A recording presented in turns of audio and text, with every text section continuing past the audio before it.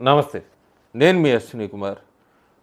చిన్న క్లారిఫికేషన్ వ్యూవర్స్‌కి ముందుగా 2014కి ముందు 'భారత్' అనే థంబ్‌నెయిల్‌తో చేసిన వీడియోలో 1965 నుంచి 67 ప్రధానమంత్రిగా నెహ్రూ అని చదివాను. ఆ సమయంలో లాల్ బహదూర్ శాస్త్రి ప్రధానమంత్రిగా ఉండేవారు.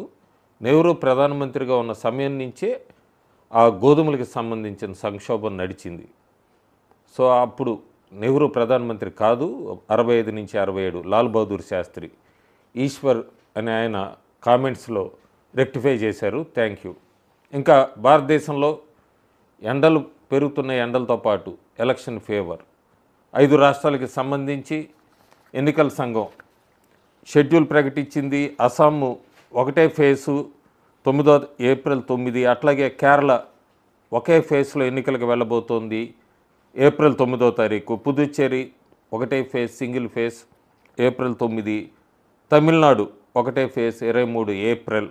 వెస్ట్ బెంగాల్ గతంలో 6 సార్లు 7 సార్లు ఫేజ్లన్నింటినీ కూడా ఈసారి 2 ఫేసెస్ కింద 2 ఫేసుల్లో 23, 29 ఏప్రిల్. మే 4వ తారీఖు కౌంటింగు. వీటన్నిటికి సంబంధించి ఫలితాలు కూడా మే 4 వెలువడతాయి. అయితే అప్పుడే ఒపీనియన్ పోల్సు ఇవన్నీ కూడా మొదలైనవి. ముందుగా మ్యాట్రేస్ ఐఎన్ఎస్ ఒపీనియన్ పోల్ విడుదల చేసింది.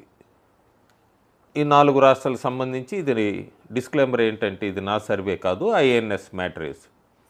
తమిళనాడుకు సంబంధించి చాలా వరకు టీవీకే విజయ్ ఎన్డీతో కలుస్తారు అంటూ కూడా ఒక రకమైన స్పెక్యులేషన్ ఎక్కడా కూడా జరగకపోయినా సోషల్ మీడియాలో యూట్యూబర్సు, జాతీయ మీడియా, ముఖ్యంగా ఇండియా టుడే, రాజ్దీప్ సర్దేశాయ్ లాంటి వాళ్ళందరూ కూడా స్పెక్యులేషన్స్ ఆఖరి నిమిషం వరకు క్రియేట్ చేయడానికి ప్రయత్నిస్తూనే వచ్చారు.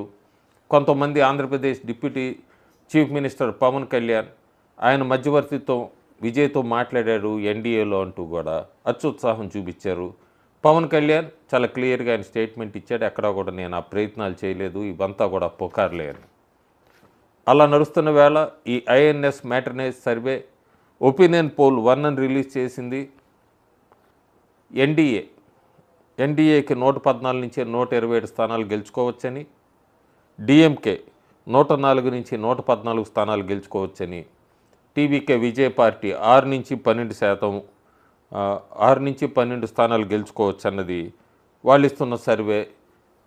ఈ ఓట్ షేర్లో కూడా మార్జినల్గా చాలా తక్కువ దగ్గరగా ఉన్నారు. బైపోలార్ పోటీ ఉంటుంది ఎన్డీఏ వర్సెస్ డిఎంకే కూటమికి అన్నది ఈ ఐఎన్ఎస్ మ్యాట్రేస్ సర్వే చెప్తోంది. మ్యాట్రేస్ సర్వే చాలా క్లియర్గా ఏం చెప్తోందంటే విజయ్కి ఓట్ షేర్ ఉంటుంది కానీ సీటు రూపేణా మారటం అక్కడ 6 నుంచి 12 అని చెప్తోంది. రాబోయే రోజులు ఇది ఎట్లా టర్న్ తీసుకుంటుంది అనేది చూడాలి. ఇక డిఎంకే కూడా యాంటీ ఇన్కంపెన్సీ ఉంది అన్నా కూడా మంచి ఫైటే ఇస్తున్నట్టు కనబడుతోంది మ్యాట్రేస్ ఒపీనియన్ పోల్ ప్రకారం.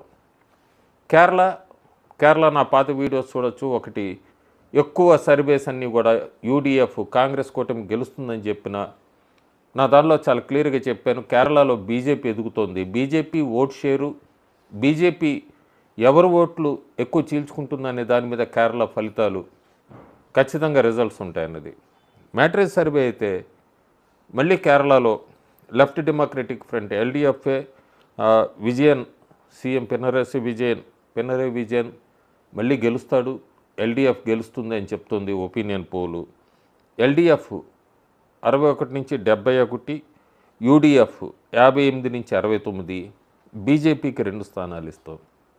ఇక్కడ మళ్ళీ కేరళలో చాలా క్లియర్గా బీజేపీ ఓట్ షేర్ 16% పైన అంటున్నారు. అది కనుక 25 దాకా వెళితే ఈ ఫలితాలు చాలా ఆశ్చర్యంగా ఉంటాయి. కేరళని వాచ్ చేయాల్సిన అవసరం ఈసారి ఎంతైనా ఉంది. లెఫ్ట్ డెమోక్రటిక్ ఫ్రంటే అడ్వాంటేజ్ ఉంటుంది బీజేపీ ఎదుగుతున్న కొద్దీ కేరళలో. సో అవి కూడా మనం రాబోయే రోజుల్లో చూడాలి. ఇంకా నెక్స్ట్ వెస్ట్ బెంగాల్ అందరూ చూస్తుంది, చాలా ఇంపార్టెంట్ రాష్ట్రం. వెస్ట్ బెంగాల్ రాష్ట్రం గురించి మాట్లాడుతున్నారు. వెస్ట్ బెంగాల్లో ఈ సర్వే చేసినప్పుడు నాకున్న అంచనా ప్రకారం ఈ స్పెషల్ ఇంటెన్సివ్ రివిజన్ మొట్టమొదటిసారి ఈ రాష్ట్రాలన్నింటిలో కూడా అస్సాంలో రెగ్యులర్గా నడుస్తుంది. తమిళనాడు, కేరళ, పుదుచ్చేరి అట్లాగే వెస్ట్ బెంగాల్లో స్పెషల్ ఇంటెన్సివ్ రివిజన్ పూర్తయ్యాక ఎన్నికలకు వెళ్తున్న రాష్ట్రాలు ఇవి. ఈ సర్వే కూడా నేను అనుకుంటాం ఫైనల్ ఓటర్ లిస్టు ఇవన్నీ రాకముందే చేసిన సర్వే. ఆ, వీళ్ళ ప్రొజెక్షన్ ప్రకారం టీఎంసీకి 155 నుంచి 170 స్థానాలు గెలుచుకుంటుంది. ఎన్డీఏ 100 నుంచి 115, అదర్స్ ఏఐఎంఐఎం లాంటి వాళ్ళు 5 నుంచి 6. ఓట్ షేర్ చూసినా కూడా టీఎంసీ 43 నుంచి 45%, ఎన్డీఏ 41 నుంచి 43%, అదర్స్ 13 నుంచి 15%. చాలా కీన్ అబ్జర్వేషన్ వెస్ట్ బెంగాల్. ఎందుకంటే నా సర్వేస్ అన్నీ కూడా బెంగాల్లో బీజేపీ వస్తుందని నాకున్న అంచనా. ఇక్కడ ఈ ఓట్ షేర్స్ ఇవన్నీ కూడా మనం తీసుకున్న ఐఎన్ఎస్ మ్యాట్రిక్స్ బెంగాల్కి సంబంధించి ఉదాహరణకు ఒక 20 అసెంబ్లీ స్థానాలు ఉన్నాయంటే 20 అసెంబ్లీ స్థానాల్లో 8 స్థానాల్లో టీఎంసీకి, ముఖ్యంగా ముస్లిం ఓటర్స్ 27% ఉన్నారు, సాలిడ్గా టీఎంసీకి వేస్తారు. అక్కడ 90% పైన టీఎంసీ ఆ ఓట్ షేర్ సాధించవచ్చు. మిగతా 12 అసెంబ్లీ స్థానాల్లో ఎన్డీఏకి 50 నుంచి 60% ఓట్ షేర్ వచ్చి గెలిచినా కూడా టోటల్ ఓట్ షేర్ చూస్తే టీఎంసీకే ఎక్కువ కనబడుతుంది. సో ఆ రకంగా ఈ ప్రిడిక్షన్ అనేది చూడాలి. ఏదైనా కూడా ఒకవేళ ఐఎన్ఎస్ మ్యాట్రిక్స్ ప్రకారం 115 దాకా ఎన్డీఏ వచ్చిందంటే ఇంకా 40 రోజుల సమయం ఉంది. ఖచ్చితంగా బెంగాల్లో బీజేపీ గెలవటానికి చాలా ఎక్కువ అవకాశాలు ఉన్నాయి. మిగతాదంతా కూడా పోలింగ్ షెడ్యూల్ బట్టి ఆ పోలింగ్ రోజు ఎట్లా జరుగుతుంది ఏంటి. ఎందుకంటే ఇప్పటికీ కూడా బెంగాల్లో బీజేపీకి బూత్ లెవెల్గా, grass root level booth level strong లేదు టీఎంసీకి ఉన్నంత. సో ఓటింగ్ ప్యాటర్న్ బట్టి కూడా ఫలితం ఏదైనా కూడా నెక్ టు నెక్క బీజేపీ డామినేట్ చేస్తుందనేది చూడాలి. బెంగాల్లో అయితే ఏదైనా వన్ సైడే ఉంటుంది, క్లోజ్ కాంటెస్ట్ ఉండదని కూడా నా అభిప్రాయం. ప్రస్తుతానికైతే ఐఎన్ఎస్ మ్యాట్రిక్స్ అయితే మాత్రం టీఎంసీకి ఎడ్జ్ ఇస్తుంది. 155 నుంచి 170 ఓట్ షేర్లో కూడా 2% ఓట్ షేర్ డిఫరెన్సే ఉంది. అస్సాం అందరికీ తెలిసిందే ఎందుకు ఎక్కువ ఒక జాతీయ మీడియా టఫ్ అని చెప్తుందో. అస్సాం అయితే ల్యాండ్ స్లైడ్ విక్టరీ ఉంటుంది ఎన్డీఏకి. హిమంత బిశ్వ శర్మ వైపే ప్రజలందరూ చూస్తున్నారు. అక్కడ అస్సాంలో కాంగ్రెస్ కూడా ప్రచారానికి వెళ్ళినా కూడా జనాలు కూడా ఎక్కడ కూడా కనబట్టలేదు ర్యాలీస్లో కూడా. అస్సాం ఒకటి కంఫర్టబుల్ విన్ అని చెప్పచ్చు ఎన్డీఏకి. తమిళనాడు క్లిఫ్ యాంగరా విజయ్ ఎంతవరకు వెళ్తాడనేది చూడాలి. కేరళ ఎల్డీఎఫ్ యూడీఎఫ్ మధ్య ఊగిసలాట ఆగుతోంది, బీజేపీ మీద డిపెండ్ అయి ఉంది. బెంగాల్ ఐఎన్ఎస్ మ్యాట్రిక్స్ ప్రకారం TMC edge 2% vote share difference ఇస్తోంది. చూడాలి 40 రోజుల్లో ఎట్లా మారుతుంది ఏంటి అనేది. Thank you.